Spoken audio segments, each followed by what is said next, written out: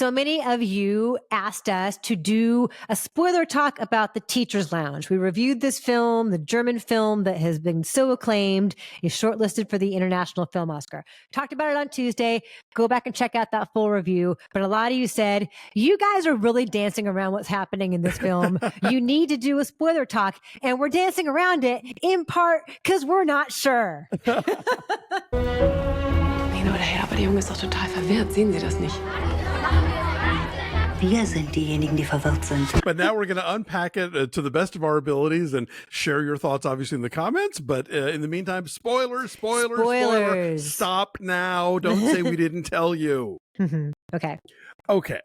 So the school secretary gets accused of stealing money out of Carla's pocket because her arm with a very distinctive blouse is caught by Carla's laptop.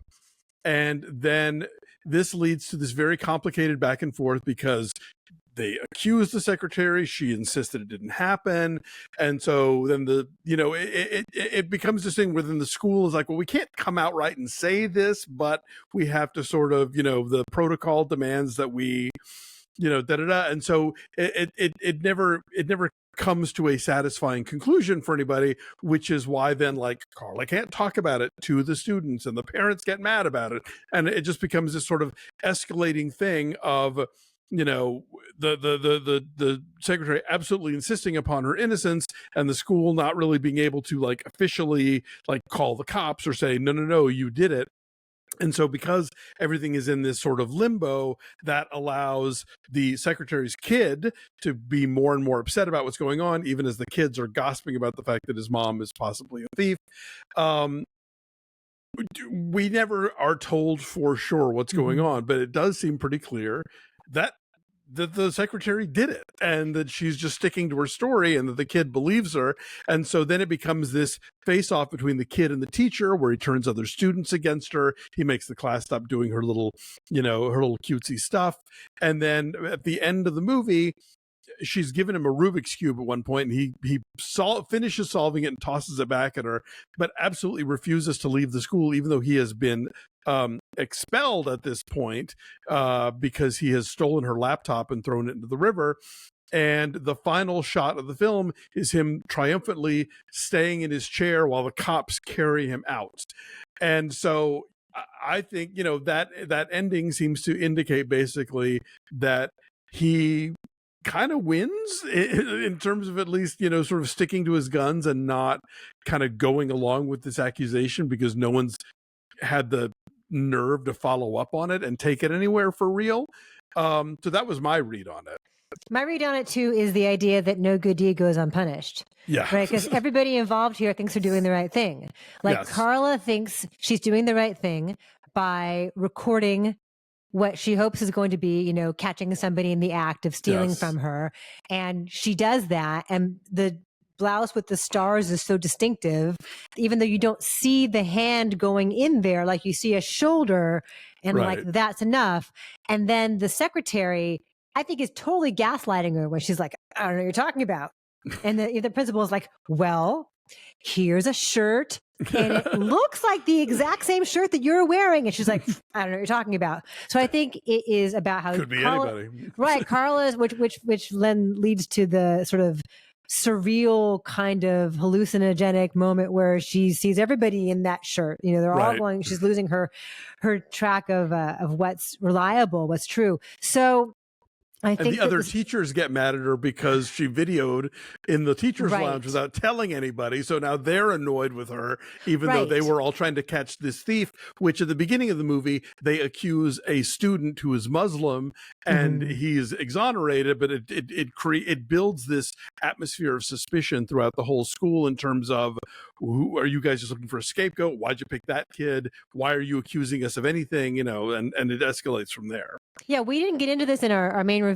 I thought about it afterward, but so much of this is the exploration of fear of otherness, right? Whether it's this kid who is Muslim and his parents speaking, I don't know what language it is. I can't tell if they're Iranian. I'm not Farsi, sure. perhaps. I'm not sure. I'm not sure what language it is, but they ask, please speak German in front of us. And then later on, there's another teacher who is also Polish who is speaking Polish to Carla, and she's like, we need to speak German when we're here because she is now very acutely aware of not wanting to stand out. She wants to blend in. Right? She's trying to protect the other teachers by recording this thing.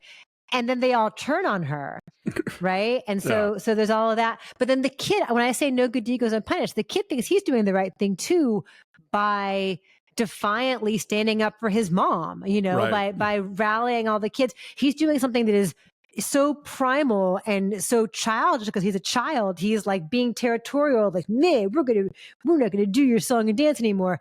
And so he's fighting back and doing right by his mom in what he perceives to be the only way he can. So he thinks he's doing the right thing too. And he's going to get kicked out. I mean, stealing the laptop and throwing it in the river was not good. But he thought he was protecting his mom by getting rid of the evidence. So and she even protects him by not saying that he hit her in the face with it. Like she says, "Oh no, I fell." Like that's what that bruise is. Meanwhile, after the kid sets the other students against her, the student newspaper does an interview with her that goes south, and then runs this whole piece about all the stuff that's going on. And then the school responds by censoring them and collecting all the papers. So it's just like, oh God, this just gets worse, Yeah. I have been various people in this movie. I have been the mom who wants to know more answers. I've been the journalist asking the questions. And I forgot about that scene because they lure her in with, oh, we're just doing a profile on you because you're a new teacher. We want to know about you. And then one by one, the older kids come over and start asking her really pointed questions. And that scene, like so many scenes in this film, begins in a way that's kind of quiet and kind of realistic and understated, and it gets so tense it just builds and builds. Yeah, so this movie is just about how seemingly minor things can really spiral out of control quickly, and how obviously so much of it comes down to what is the atmosphere. Is there an element of trust? Is there is everyone operating under this cloud of suspicion or paranoia? And, does that sort of, exacerbate these kind of situations? Yeah. And so she gets to stay, right? Carla gets to stay and still be the math teacher and the PE teacher. Because they're understaffed. Like, she's like, if you leave, we already have 2 substitutes. We can't lose you, And now the secretary is gone. Right.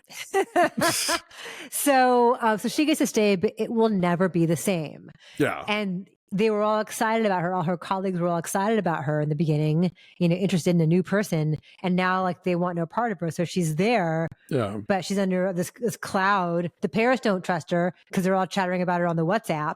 So she gets to keep her job. The students don't like her anymore either. So it is this thing where she's, trapped. Right. Well, how did you read all this? If you've seen this movie, how did you read it? Who did someone actually steal money from her? Was there ever actually a crime committed? Do we know?